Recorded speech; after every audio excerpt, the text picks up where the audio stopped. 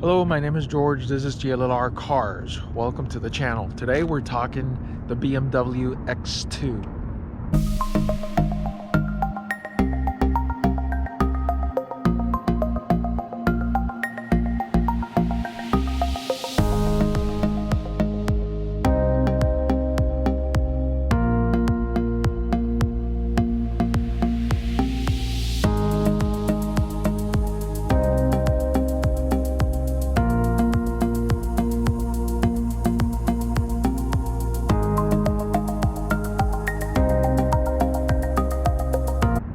The BMW X2 is a similar car to the BMW X1 in that it is a smaller, compact SUV. This type of SUV is styled different than your traditional SUV that BMW offers. What they did with this one is they try to come up with a look and feel that is a little bit more sporty, I would say, a little bit more low to the ground, and kind of looks a little bit like a small hatch that's raised up. Basically, there's a lot of cars that are very popular nowadays that look like that, and if you notice, they do some styles here where they go ahead and they black out the grills and they just give it a very aggressive look. I think that the style is one of the things that stand out in a car like this.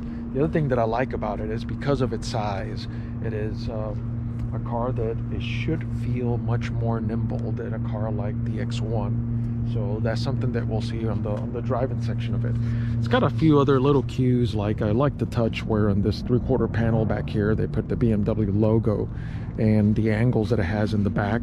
Just looking back here, it has certain things like a logo that you can just press there, and if you have the keys in your pocket, it will automatically go up. In terms of space, is don't expect a whole lot of space here, like with the backpack and a back there. It kind of gives you an idea of how much you can put in there. It's got the one shelf here to give you a little bit of privacy. It still has the automatic door, so you can still either lock it or just press for down. One thing that I didn't mention is that if you do have your keys, let's say in your bag or your coat, and you press that, it will beep and automatically open back up, so you cannot really lock yourself out. This is a feature that's been the case with BMWs for quite a long time, but not many people talk about it. In terms of the space, and this is going to be important because when someone makes a choice of having an SUV, you don't just have the raised up view of the SUV commanding view that you have when you're up and looking over the road. This one is not as much because of being very compact. However, if I move the chair as far back as I did and I get in, my knees still have a little bit of room. So yes, I am a little bit upright, but it is not like you're incredibly cramped. If I were to scoot down, of course it's going to have a problem, but the back of the seats do have that little bit of a pocket for my knees there, so it is still decent. Maybe not for long trips, but it's still decent. So in terms of the interior, it's got a very well laid out interior. I really don't have a whole lot of complaints back here, and just like any other BMW, you have the center armrest, have your cup holders there. Nothing surprising there from what you're used to. A couple of vents in the back, couple of USB connectors in the back. Coming over to the front. By the way, same thing that you expect with the ability to lock or unlock if the keys are in your pocket. It has the bolstered seats with the extender for behind the thigh, for behind the knees rather, in case your legs are very long and you need to have a little bit more rest and you don't feel like it's going to be feel like the weight of your legs are going to get fatigued on a long trip, for instance. So it is way back here. It's everything that you need is at your fingertips. Just like BMW style, it does have the center console with your controls for radio and temperature controls and your infotainment. Let's bring it up to life. I'm going to go ahead and get it started. because it is a smaller SUV, this instrument cluster is not very large. In fact, there's only room, other than the 2 dial gauges, just a few indicators down at the bottom, the lane keeping assistant, or the warning rather, a little bit to the side, as opposed to the larger BMWs. They have the bigger area in the middle to be able to put more information on there. So no surprises here in terms of how it's laid out. In fact, these controls here, this being a 2020 model, is very similar to the BMW 3 and 4 series. So no surprises there either. What I would like to do is take it on the road and see how does this compare. Being a small SUV, being as light as it is, it does have a 4-cylinder engine, and I'm going to show the exact horsepower in the screen, because I know it's somewhere in the low 200s. So I'm showing it on the screen to make sure, how does this perform and what does it drive like, and is it really punchy? Is it really nimble? So let's take a look. First impressions.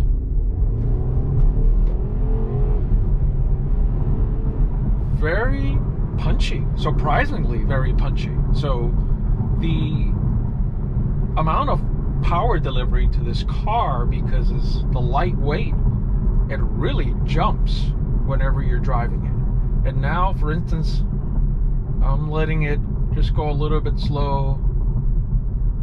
Now I'm going to kick it a little bit. Okay, so it looks like the power delivery happens at the lower RPMs. So once you have speed, it's not going to feel as punchy, but it does respond. So when I was first punching it, I was going nearly from zero, from a start. And after I had picked up a little bit of speed and I was going down the road, it was evident to me that it was power in the low RPMs. This is a matter of choice, it's a matter of preference. For me, from the 0 to say 60 miles an hour or whatever you get up to cruising speed, that to me is where I would want my power delivery. If I were to be going down the road or an expressway and I need to pass someone and I need to punch it to be able to do that, of course it's nice to have that level of power, but it's a lot better from the start, because most of the time it's just going up a ramp or picking up speed when you're starting out that provides the most driving excitement and joy when one drives it. So here, for instance, I'm going 30 miles an hour and I punch it. Yeah, you feel it. You feel it right away. If I were to be going at highway speeds and I were to do the same thing, it's not going to feel the same way. What I do like as well is the transmission will shift when you need to. And the way I'm driving it right now, by the way, is in comfort mode. So if I were to change that to, say, sports mode, let's go ahead and do that. There is a button down here, right there, just like most BMWs, where you get to put it in sports mode, and immediately you feel it go to a lower gear. And see, like, for here you go. Yeah, absolutely. So I went to a lower gear, I punched it, and it was more aggressive. This is not the type of car that you're going to feel that you're going to be in a sports car, but for a small SUV, hatchback style, that looks slightly bigger than a little hatch mini wagon, it is a much better feeling that I would have imagined. And considering that it has a 4-cylinder engine, it is surprisingly good. The other thing is the steering is very tight. So as I steer, absolutely, it is a joy to drive this little car. Very nimble on the corners. And as I turn, and even if I swivel here, it doesn't roll that much. It is quite good. I am very surprised how well it drives. The view of the car is as good as one could think for an SUV. It is not as high. In fact, it's borderline. If I go ahead and I show you the view from my eyes right here, and I got the chair all the way down. Let me flip this up. It is slightly better than a car. It's fairly low for an SUV, and again, being as small as it is, lower to the ground, it's to be expected. But it's a very good view. I think the view out the back window is the only view that I would say maybe a little bit less than I would expect, but everywhere else around is like that.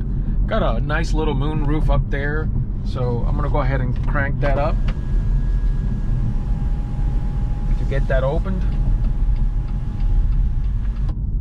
It's a little bit big, doesn't go all the way to the back, but it goes halfway back, so you can see there. But nevertheless, it is a very good, pleasurable car to drive. And in terms of say for instance pricing is something that, if you were to compare it with non luxury SUVs, let's say some of the Japanese counterparts, for instance, they don't expect the same style of driving. They may be able to match some of the features, but the part that is unmistakably better is the driving dynamics of cars like Audi and BMW and Mercedes.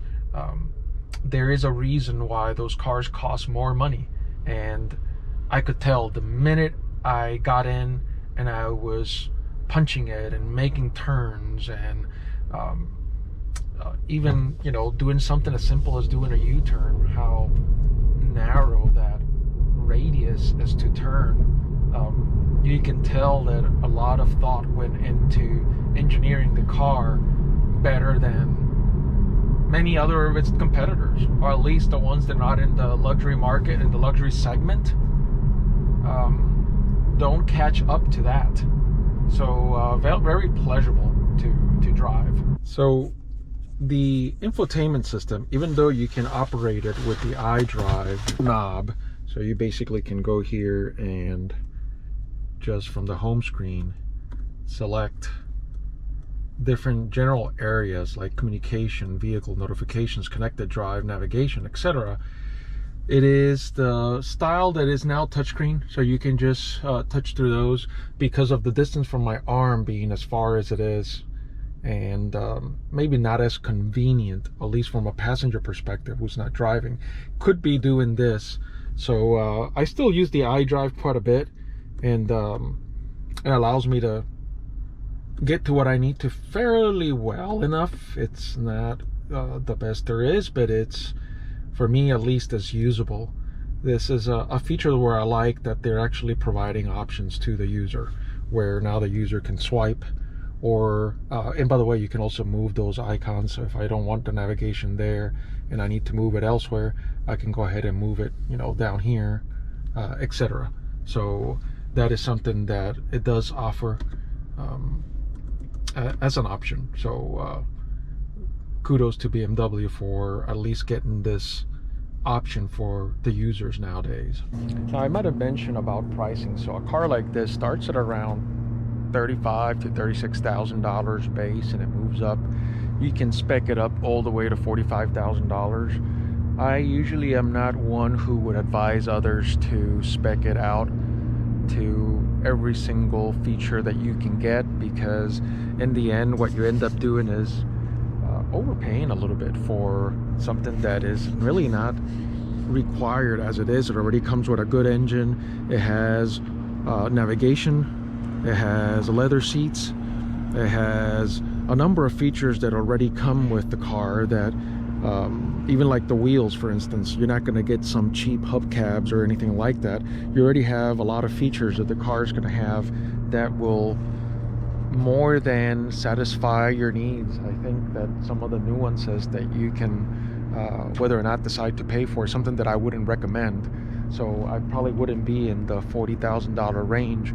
But if you do need something that is very nimble, it is very quick, very agile, and it is really fun to drive, I couldn't agree more that this is a very good choice. This SUV is low to the ground, so it's got a lower center of gravity than your traditional SUV.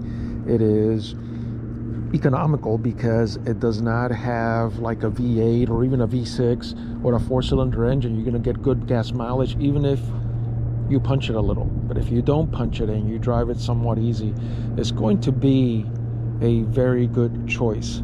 It's got a look that is, I wouldn't say is unique, but it's got a look that kind of takes you a little bit apart from your traditional SUV. There's a lot of SUVs out there. Is the segment of cars that sells the most, and if you don't want to have a car that looks just like every other SUV out there, regardless of size, they did a good job on this one. And because of that, I think that is a car that I wouldn't mind driving. I hope you like it too if you get a chance to get behind the wheel of one of those. And if you are the type that likes to bargain hunt, and I do have a video on how you can get some better pricing, in particular if you're willing to buy in the secondary market. Say for instance you're willing to buy an X2 that is a couple of years old, it will probably give you a better bang for the buck because that depreciation has already taken place. So that's another option if you want to pay full price.